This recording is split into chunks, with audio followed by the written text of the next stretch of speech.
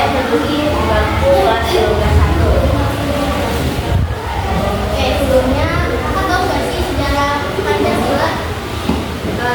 Sejarahnya kita berpendidikan pasti sudah tidak asing dengan Pancasila, karena kan Pancasila ya bisa dikatakan kita tahu semua kan dari Oke, kita langsung aja ke pertanyaannya ya. Nah, kalau dalam era globalisasi, nilai-nilai Pancasila sering dihadapkan pada tantangan berupa pengaruh budaya asing, globalisasi ekonomi, dan perubahan teknologi yang pesat. Nah, kira-kira bagaimana Pancasila dapat tetap relevan dalam menjaga identitas bangsa Indonesia di tengah arus globalisasi? kalau bisa salah simpulin ya, kita kan tahu nih dan kita pun merasakan bahwa arus globalisasi dan modernisasi di zaman kita ini kenceng ya arusnya, karena itu bisa menghilangkan nilai-nilai lokal maupun dari itu ekonomi ataupun budaya. Karena dari arus globalisasi ini mungkin positifnya kita dapat melihat perkembangan zaman dan mungkin tidak ketinggalan dari teknologi yang lainnya. Namun untuk menghadapi hal tersebut kita bisa melalui pendidikan, karena dari pendidikan kita kan di SMA kita ini pendidikan kita kan udah mencakup kurikulum merdeka, kurikulum yang mengajarkan bahwa implementasi Pancasila tersebut lebih mendalam dan lebih terfokuskan dengan adanya kelima ataupun karya ilmiah dan lain sebagainya. Dengan begitu, menurut saya di pendidikan ini sangat penting, karena untuk semua masalah di Indonesia ini bisa kita obati atau kita atasi dengan pendidikan. Karena pentingnya pendidikan dalam dasar ini sangat berpengaruh bagi generasi kita selanjutnya. Dengan begitu, solusi yang pertama yaitu pendidikan. Yang kedua yaitu adanya keterlibatan dari orang tua ke siswa ataupun siswi tersebut. Jadi kan kebanyakan orang tua di sekitar kita ini yang penting anak usia kita atau remaja sekolah selesai tanpa adanya pengawasan dari mereka. Namun pentingnya pengawasan tersebut, coba teknologi kan udah ada GPT atau AI sebagainya dan lainnya, itu kalau kita nggak diawasi oleh guru maupun orang tua tersebut, kita bisa menyalahgunakan dengan artian ulangan kita bisa menggunakan hal tersebut dengan menjawab soal tugas atau pekerjaan rumah gitu kan, menghasilkan otak kita nggak berjalan dengan lancar, sehingga dapat membutuhkan dan menghasilkan kita menjadi generasi yang malas dan mengikut alurnya saja. Gimana ini kita dengan itu, porsi yang kedua berarti adanya kesadaran atau pengawasan dari orang tua. Dan selanjutnya yaitu karena negara kita terkenal dengan negara apa ya, hukum yang tinggi, namun sebaliknya mungkin kalian juga udah gak aneh dengan namanya korupsi. Era globalisasi ini gak bisa kita hindari maupun kita jauhi, tapi permasalahan utamanya menurut saya ini di korupsi, karena itu terpacu pada sila dan kelima kan adil sosial. Jadi untuk korupsi ini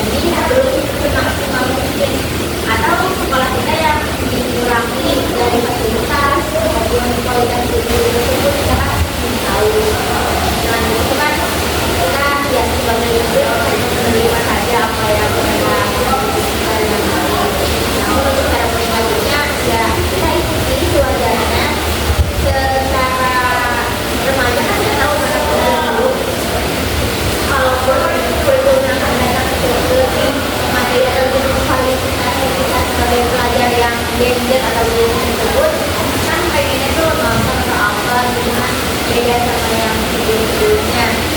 Terus kalian bisa lebih mengembangkan bakat kecil kalian, tidak perlu banyak ngomong, yang penting kalian itu ada aksinya gitu. Jadi untuk mengomentari itu saja itu kayaknya udah gak ada waktu buat kalian. Jadi mau kamu kalian harusnya mengikuti perkembangan yang ada dan mengasah kemampuan kalian, tapi jangan meninggalkan kemampuan kalian sebagai pelajar.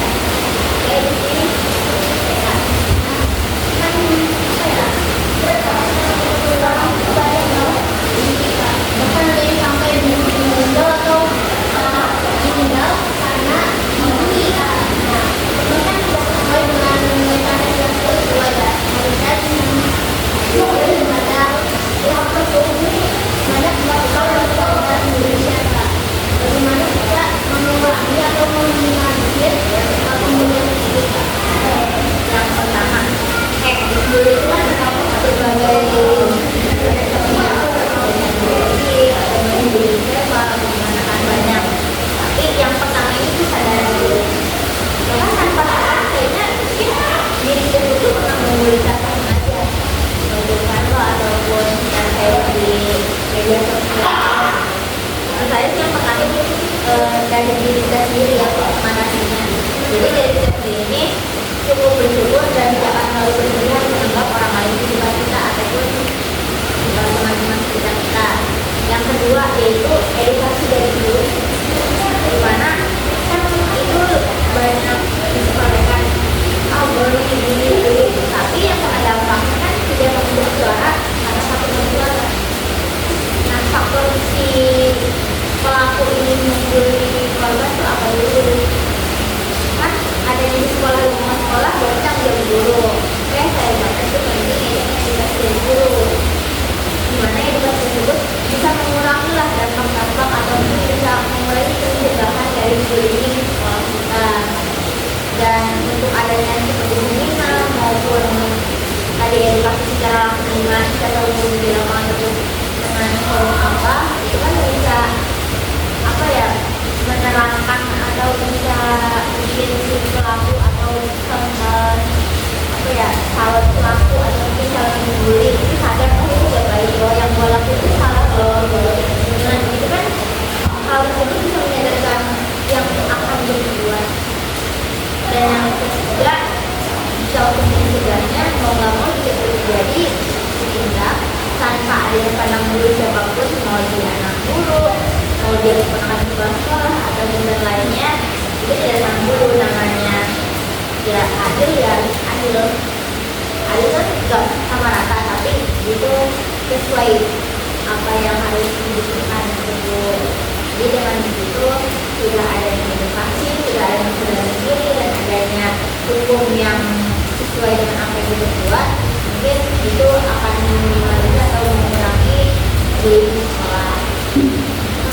Kalau misalkan tadi ini Pak, terus kalau misalkan dikembalikan, kamu kalau ngomong siapa-siapa nanti aku matiin misalkan yang pukulin gitu ada dan kita kalau kayak gitu gimana Kak kita harus Oke, yang pertama ini mungkin yang tadi kan dari diri kita sendiri. Jadi pada utama lagi saya ucapkan percaya diri. Karena kan bullying tersebut bisa muncul karena ketidakpercayaan kita. Itu kan mungkin yang kulitnya gelap sedikit dia diem murung atau dia tidak pede dan itu bisa meluap bisa diberi ruang kepada yang lain yang punya pilihan tersebut apalagi dia nggak berani orangnya. Kalau misalkan aku yang dulu dan aku diancam, jadi aku nih harus bisa mulai membangun percaya diri aku sendiri. Minimal aku bisa ngobrol di depan teman-teman, bisa di depan kelas. Dan yang kedua ini dari belajar ini sekolah kita itu apa ya ada namanya bimbingan konseling yaitu BK, di mana BK ini bisa menjaga rahasia apa yang kita rasakan atau apa yang kita alami di sekolah kita maupun di pribadi kita. Dengan begitu BK memfasilitasi anak-anak ini untuk ngobrol ke BK. Kan dengan kita mencari mungkin ada lega dari korban tersebut. Jadi mau nggak mau kita juga harus belajar dari mereka sendiri dan kita harus membangun keberanian dari diri sendiri lalu mulai cerita ke BK yang dipercaya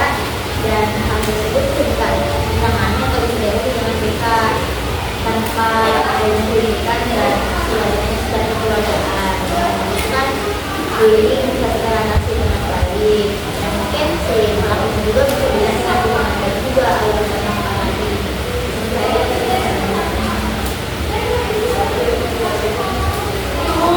Baik, seperti yang saya sampaikan, informasi pada hari ini telah selesai. Kami mengucapkan terima kasih sebesar-besarnya kepada Kakak Eka yang sudah mendapatkan waktunya sebagai narasumber untuk podcast pada kesempatan kali ini dan berkesempatan berbagi ilmu kepada kita semua. Segala kekurangan yang kami perbuat, kami dengan sepenuh hati meminta maaf. Saya dan